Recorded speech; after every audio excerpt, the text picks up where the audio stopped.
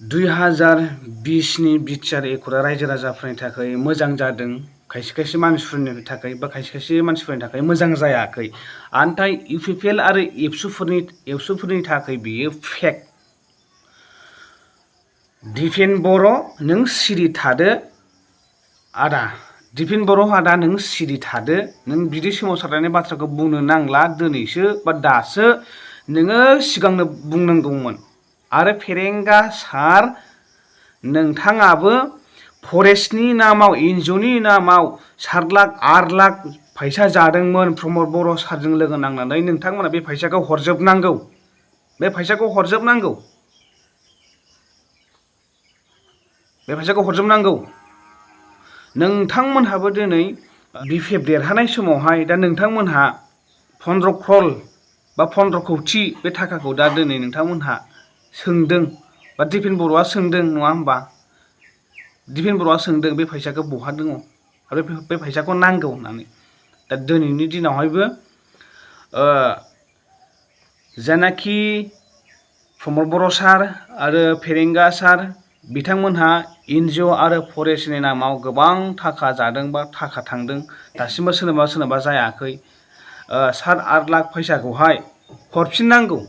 मानो होनबा दिनै बे फैसाया सोरबा न' फाननानै हरनाय, सोरबा मोसौ फानना हरनाय, सोरबा हा फानना हरनाय, बा सोरबाबा न'खराव जेबोआनो गैला, बा सोरबाबा गोबां गोदाव सोराव जाबाय, सोरबाबा रिन लाना हरनाय बा सुद लाना हरनाय, बा सोरबाबा बन्दन लाना हरनाय। नैबे बेलायाव गोबां खस्थ' मोनदों, नाथाय सोरनाबा दासिमबो जायाखै, सोरनाबा जानानै फैबाय। नाथाय आं बेखौ बुंजोबनो सानला आरो। नाथाय बिथांमोनहा सिगां जे बुंदोंमोन बिना फैसायै जोङो सरकाराव फैयोब्ला साख्रिखौ होगोन होननानै बुंदोंमोन, नाथाय बोरै बहा, बेबोथ' जायासै।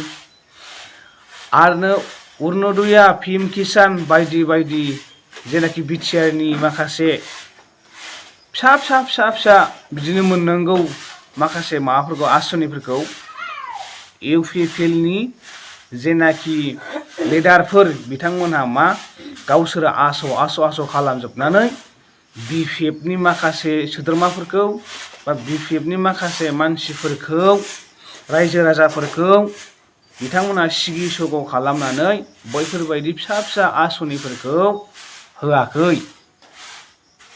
आरो बेजों लोगोसे दा जेननाया, आं बेखौ बुंबावगोन, बिथांमोननि जेननाया जाहैबाय दिनै बर' बिमाफोरखौ मेगनाव मोदै खुगायाव खुदै खालामनायनि थाखाय, होस्रांनायनि थाखाय, इलेक्सन खालामबाय थानायनि थाखाय बिथांमोनहा जेनदों। आरो मोनसे खोथाया जाहैबाय बेनो, जेनाखि धोरोमनि बेलायाव बिथाङा बेले बेजे लाबाय थादों, धोरोमनि बेलायाव बेले बेजे खालामबाय थानायावबो बिथांमोनहा दिनै जेननो हमदों। दा नायदो, जों खना फारब्रैजोंबो जोङो सिन्था खालामनांगौ। जुदि सरकाराव फैयोब्ला बा देरहायोब्ला बा सरकार सालायोब्ला नोंथाङा जे गावनि पावारखौ देखायजोबनांगौ बे नङा। फेरेंगायाबोथ' गावनि पावारखौ लानानै गोबां देखायदों, गोबां फरेस्टारफोरखौ बा सोरखौबा गावग्लुंहोदों, बन लायनो हायाखै, माबा मोनसे बुस्थु हाग्रायाव हाबनो हायाखै दिनैनि दिनावहाय बा सिगां। मोनसे खोथाया बेनो जाहैबाय धोरोमनि बेलायाव बेले बेजे खालामबाय थानाय, नङा होनब्ला?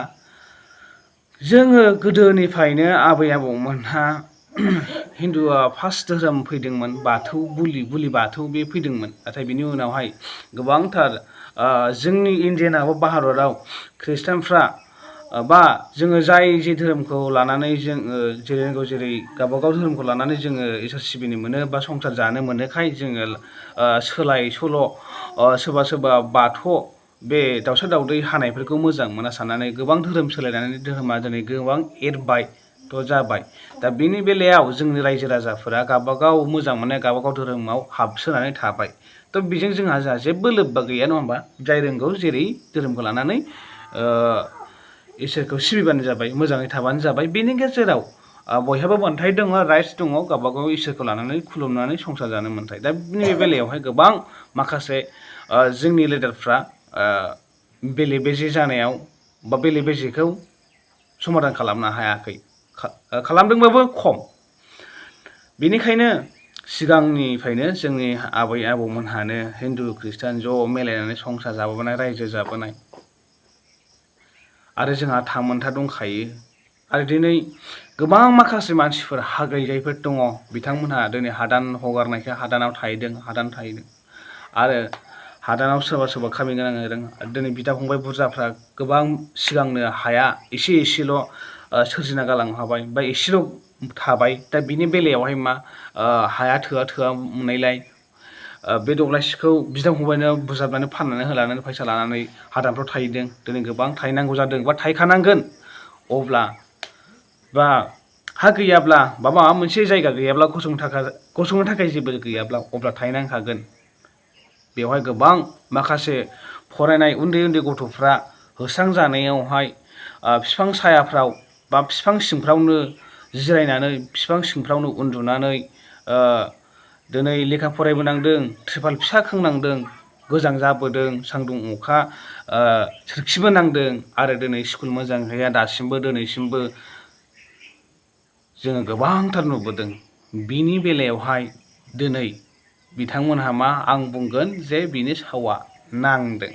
बेनिखायनो जाय सरकारा पावाराव फैदों होननानै बा सालायनो मोन्दों होननानै गावनि पावारखौल' देखायबाय थाबानो जाया। बेयो मोनसे लिमिट दङ आरो सिस्टेम दङ। सिस्टेमजों थांनांगौ, लिमिट थानांगौ। आरो बांद्राय गावखौ हिर' देखायोब्ला बियो गालिन खायो। एक्टराबो खनसे खननैया जेनखायो बा एक्टराबो जेनखायो, नङा होमबा? फिल्मफोराव नुदाखै होमबा? फिल्मफ्राव एक्टरफ्राबो जेनखादों बा जेनखायो। बियो हिर' जाबाय थानानै देरहाबाय थाया, खनसे खननैया बुजाखायो बियो। दा बिथांमोनहाबो मा गावसिनि हिर'खौ देखायनो सानदोंमोन। दा दिनैनि दिनावहाय मा नुनो मोनखो? जेनबाय। आरो बेखौ लानानै गोबां माखासे मानसिफोरा सोरबा खर' दानस'गोन, आखाइ दानस'गोन, बारसोमनानै थैगोन बुंनाय बाथ्राफ्रा। दा नायदो बेफोरबायदिखौ लाबोनो नाङा। जायफोरनाखि पावार फांसनाव दङ बिथांमोनहा बा बेफोरबायदि बाथ्राफोरखौ जेनाखि लिडारफोर बा नेताफोर बे बाथ्राखौ बुंनो नाङा, मिथिबायना? लास्टआव जेननाय देरहानाया रायजो राजाफोरनि सायावसो थायो। मानो होनबा रायजो राजाफ्रासो मोजां मोननानै गासैखौबो होगोन नालाय। आं दिनै जेबो निउस लाबोआखै। आं दिनै स्पेसियेलि नैबे बाथ्राखौसो बुंनो सानदों बा बुंफैबाय। थ' दिनैनि भिडिअखौ बेखिनियाव दोनबाय। नोंथांमोना भिडिअखौ मोजां मोनोबा शेयार खालामना होबानो जाबाय। आरो जायफोरनाखि दिनैसो गोदान चेनेलाव नोंथांमोना चेनेलखौ साबस्क्राइब खालामना गालांनाय जाबाय। गोबाङानो दासिमबो आंनि चेनेलखौ साबस्क्राइब खालामा।